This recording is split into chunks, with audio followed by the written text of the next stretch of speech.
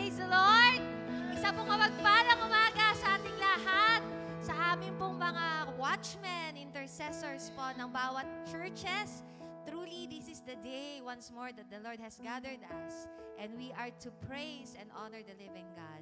So we start our day not just with anything, but let us praise and worship together. Sama-sama po tayo magdiwang sa panibagong buhay at sa panibagong opportunity that the Lord has called us this morning. Amen. Hallelujah.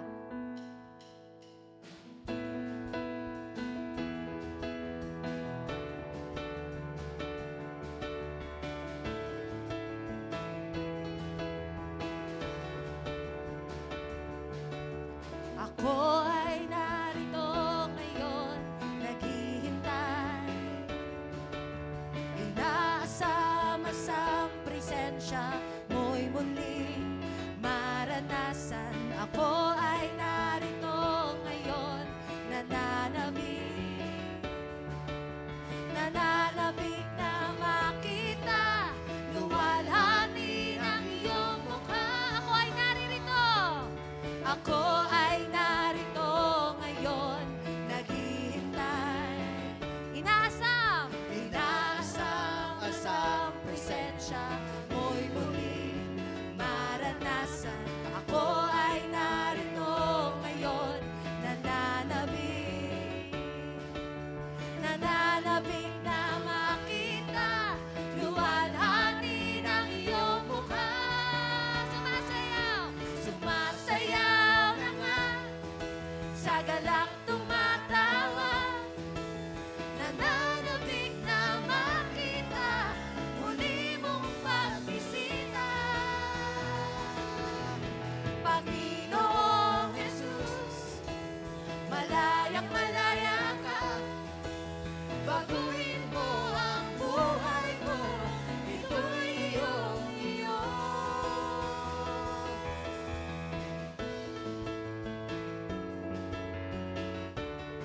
Ako ay naririto. Ako ay narito ngayon, naghihintay, inaasam-asam presensya mo'y muling maranasan. Ako ay narito ngayon, nananabik na makita, luwalhati ng iyong mukha. Kami ay naririto. Ako ay narito ngayon, naghihintay,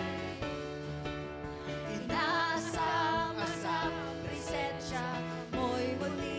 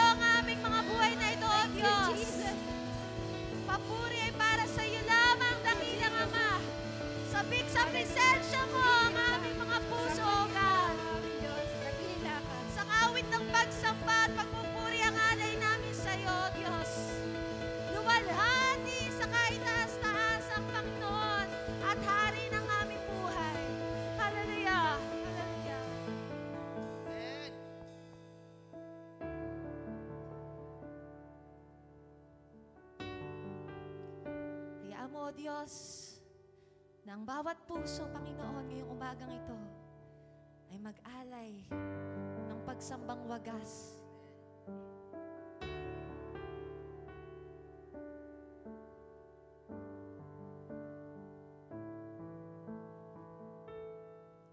Kay buti mo, Panginoon, dakila ka sa buhay ko, sa labis na pag-ibig mo ay naligtas ako. Kay buti mo,